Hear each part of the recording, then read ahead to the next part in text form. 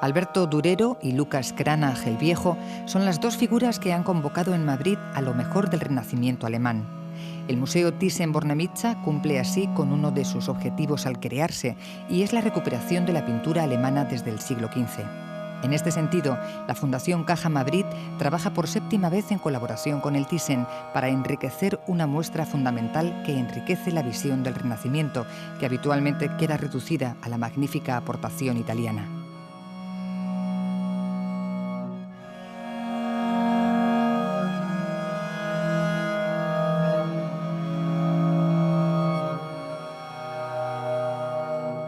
Hasta el próximo 6 de enero continúan abiertas las puertas de estas dos instituciones, en las que se han reunido 234 piezas, entre las que hay pintura, pero también dibujos, estampas, diseños, objetos decorativos y hasta armaduras y otros utillajes para la guerra y la caza.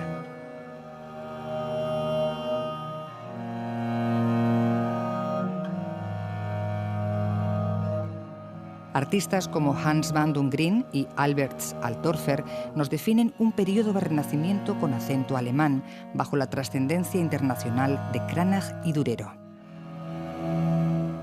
Definen el Renacimiento porque son los dos nuevos figuras de artista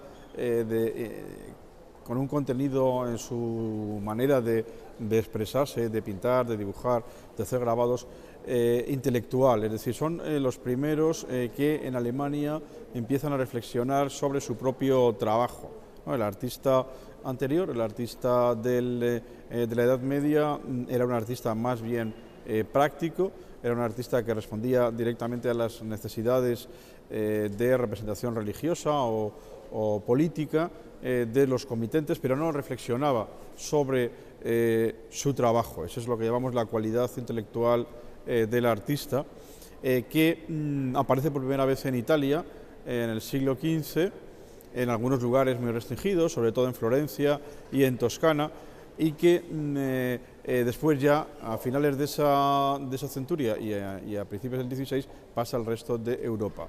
Realmente Durero es el artista más importante de Europa, digamos al norte de los Alpes, fuera de Italia, precisamente por esta razón, ¿no? Es el artista de más calidad técnica, de más expresividad estética, pero también es el artista que con mayor conciencia se da cuenta de su profesión de artista.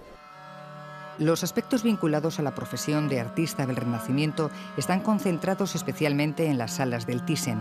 Sus conceptos estéticos, su concepción de la imaginería religiosa o los nuevos recursos técnicos y, sobre todo, la autoconciencia de artista.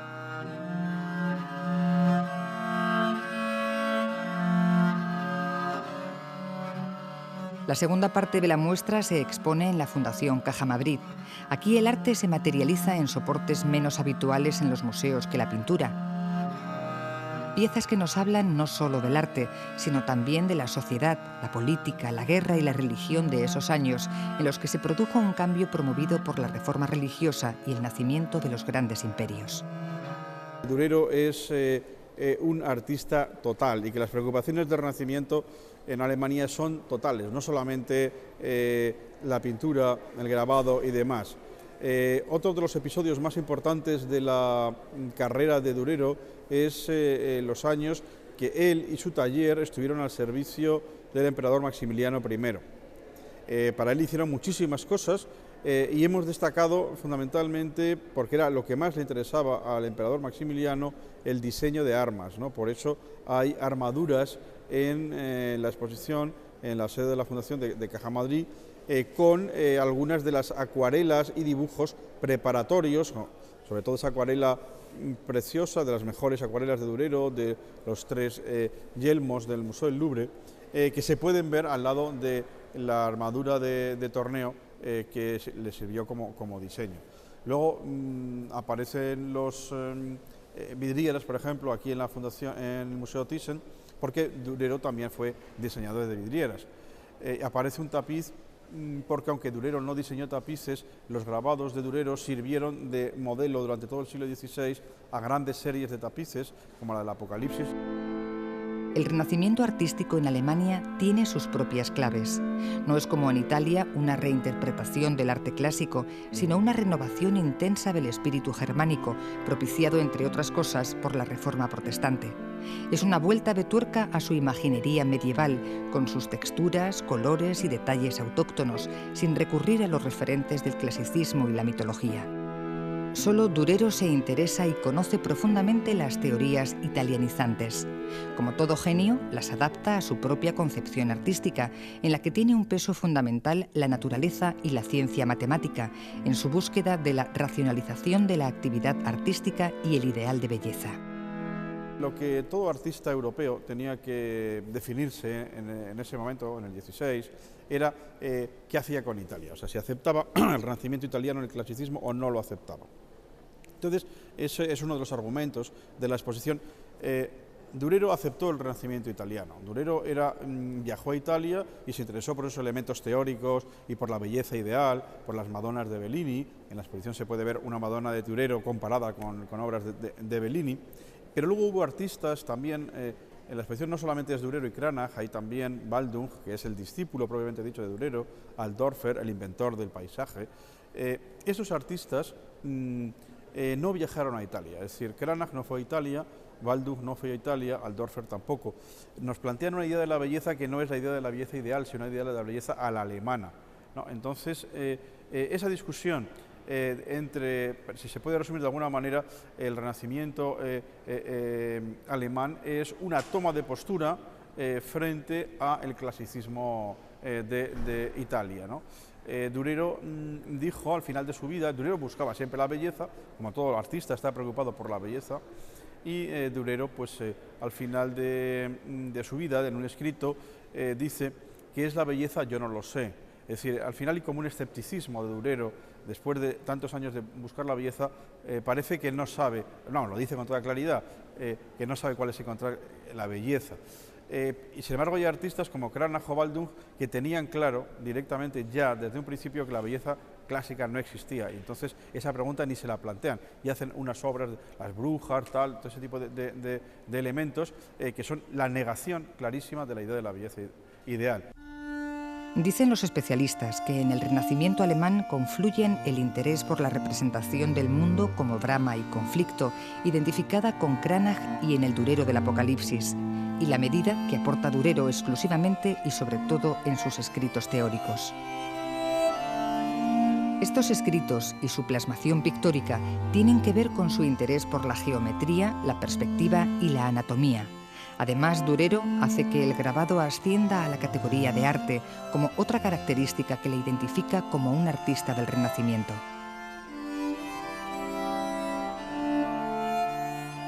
Durero es un clásico y como tal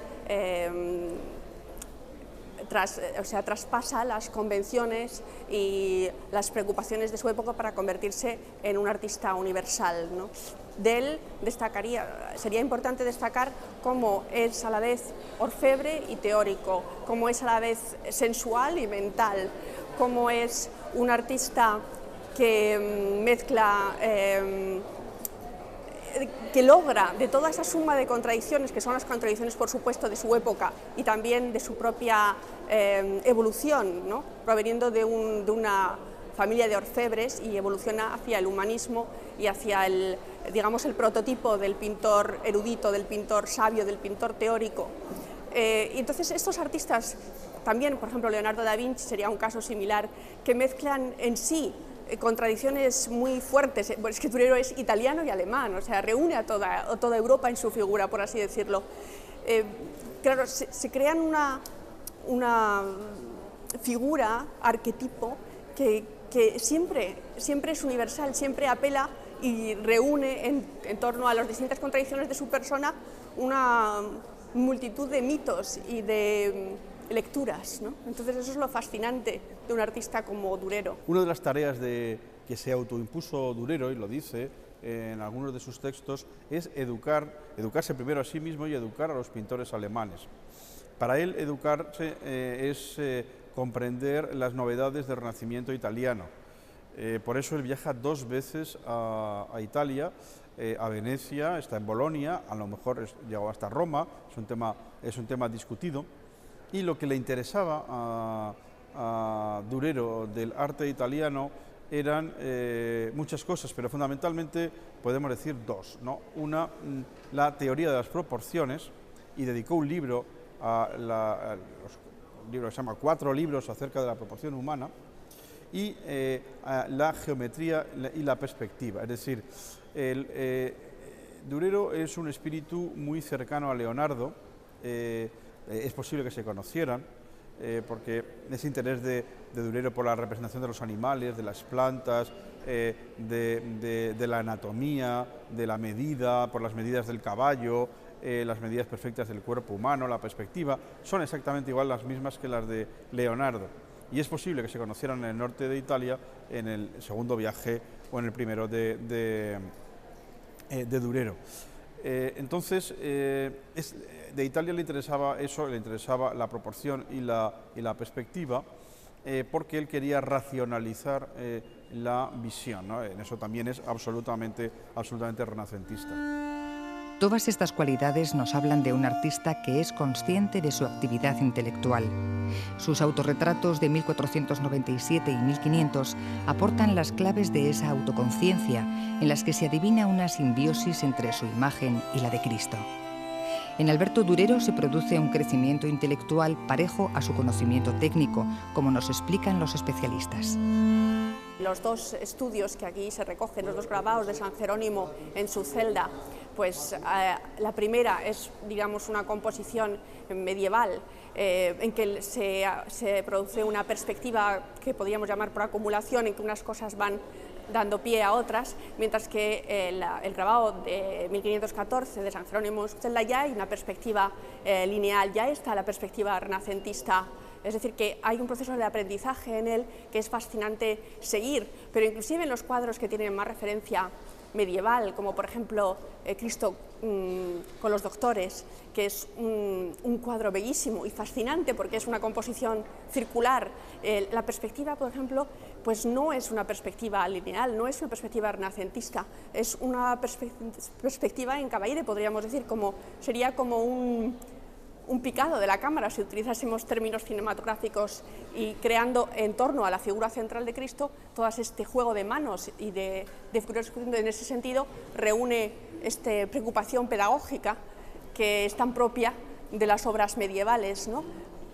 Pero todo esto él lo logra llevar a un plano en que no es ni una cosa ni otra, es decir, es ni de una época ni otra, sino propiamente una mezcla que es Durero, en el que se juntan todas estas contradicciones y todas estas distintas influencias para crear una iconografía totalmente nueva y un modelo de pintar que todavía hoy nos resulta fascinante.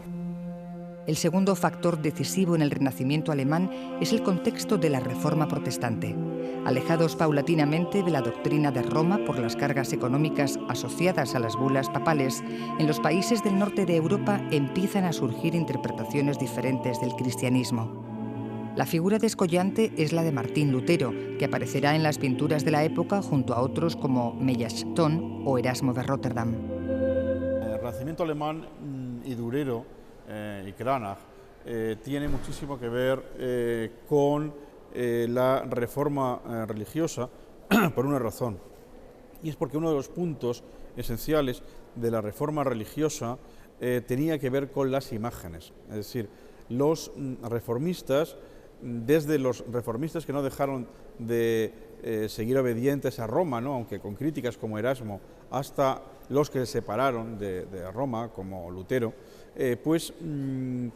criticaban el exceso de ceremonias exteriores, el exceso de imágenes, consideraban a veces a las imágenes como ídolos, e incluso algunos, los más radicales, llegaron a predicar la iconoclastia, y hubo episodios y momentos de ruptura, de destrucción de imágenes en los Países Bajos y en Centro Europa, ¿no?, fundamentalmente.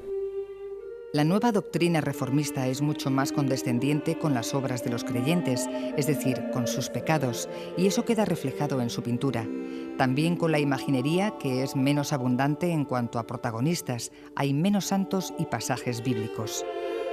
Tanto Durero como los otros pintores del Círculo de Nuremberg retratan pues a Erasmo, por supuesto, porque parece ser que Erasmo no se quedó muy contento con el retrato, Lutero, Melanchthon, o sea, todos los reformistas de ese momento, de los que ellos apoyan desde luego en esa primera fase, sin duda. Además hay una cosa que encuentro fascinante y que en esta exposición se ve muy bien, y es un sentido del pecado distinto a la tradición que podríamos llamar italianizante o a la tradición mediterránea, y eso se ve en los Adán y Evas.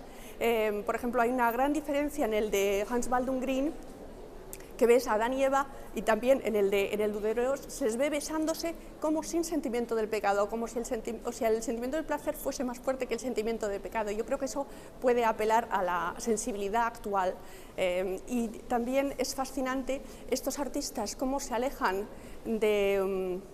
o cómo se acercan a la sensibilidad de la naturaleza. Y la naturaleza se convierte en ese estado del hombre ligado más a sus instintos y a una vida sensual, plena. Y eso se ve, por ejemplo, desde luego en Hans Baldung Grien y en Lucas Cranach, en La ninfa de la fuente, en, por supuesto, Samson y Dalila, y más, diría yo aún, en Adán y Eva. O sea, desde un punto de vista iconográfico, abren ahí un camino muy interesante. Como propone la Reforma, la Biblia ahora no tiene una interpretación unívoca, sino que depende del creyente y su pastor. También así la interpretación de esa religiosidad en cada artista. Lucas Cranach, el Viejo, fue particularmente ejemplar en ese sentido. Su fama, sin embargo, le había llegado por su meticulosidad y realismo en escenas de caza y pastoriles. Hasta 1508, con 36 años, no firma sus obras. Lo que sí lleva la firma de su importante imprenta son muchos de los documentos relacionados con la Reforma.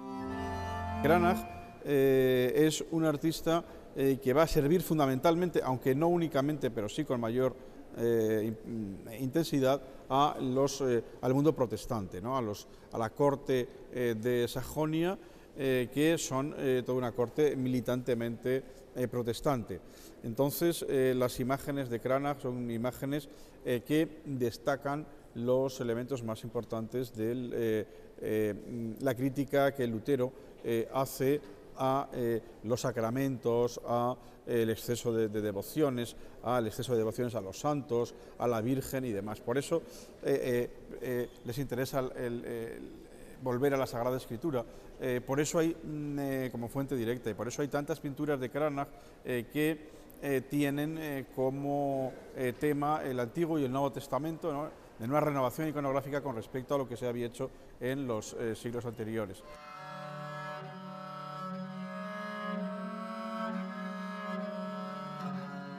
Ambos, Cranach y Durero, compartirán el peso del Renacimiento alemán. También el Círculo de Nuremberg, donde nace Alberto y donde se inscriben otros importantes artistas.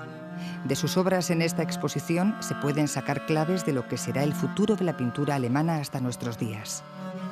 Aunque, por supuesto, que una historiografía nacionalista o una historiografía positivista, que fue en su origen hasta que derivó, digamos, en los años 30 hacia el nacionalismo, ligada a buscar características nacionales en la pintura, es un poco absurda y está totalmente fuera de moda. Sin embargo, es cierto que lo que sí se creen son unos estereotipos, unos modelos, unos mitos pictóricos que se vuelven a tomar una y otra vez, ¿no? Por ejemplo, aquí tenemos el mito de los caballos. Por supuesto que hay caballos en el arte italiano. Leonardo da Vinci utiliza caballos Uccello, pero estos caballos de Hans Baldung Grien salvajes, pues claro, nos remiten al puente, a Die Brücke, ¿no?, o el jinete azul del grupo expresionista alemán. Creo que ahí hay una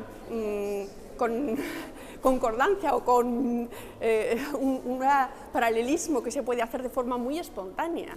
Igualmente los colores, estos colores tan saturados, tan arriesgados, porque esa dama que pinta Hans Baldung Grien, y creo que además es uno de los pósters de esta exposición, en negros y naranjas, eso es increíblemente osado y remite a esta ¿cómo diríamos?, a estos contrastes tan fuertes que caracterizan, que van a caracterizar siempre la idea que tenemos de la pintura nórdica y en especial la alemana, que funciona más por contraste que por armonía, podríamos decir, con respecto al modelo italiano. La imagen es uno de los temas centrales para entender el arte del Renacimiento alemán, toda la polémica acerca de si las imágenes son válidas o no son válidas para estimular la fe.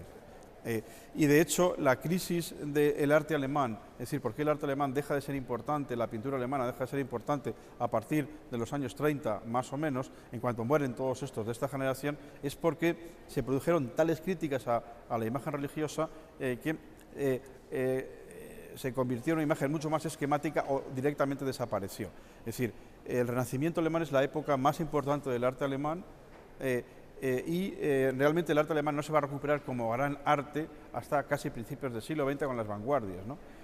Y una de las razones de eso es precisamente toda esa crítica que se somete a las imágenes religiosas al final del Renacimiento. Alberto Turero ha sido el referente más perdurable por su calidad técnica e intelectual en muchas artes que tiene que ver con la conexión entre el ojo y la mano. Sin embargo, sin el conjunto de los artistas que la Fundación Caja Madrid y el Thyssen han reunido, sería imposible concebir la riqueza que aportó el Renacimiento alemán a la cultura universal.